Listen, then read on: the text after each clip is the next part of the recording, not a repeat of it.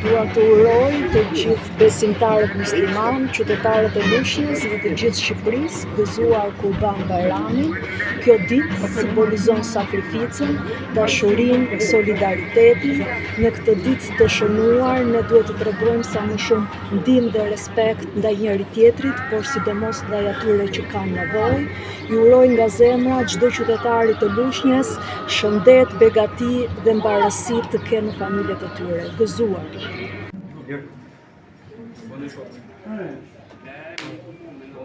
Festohet, dhurohet, jetë ka që juroj qytetarë musliman dhe jo atyre që nuk janë musliman, gëzuar, dhe sot do t'jetë një ditë e bukur për gjithë, mbarësi në çdo familje shqiptare dhe jo vetëm, na gjetë mirë dhe të lumtur siç çohet në mëngjeset e Bajramit.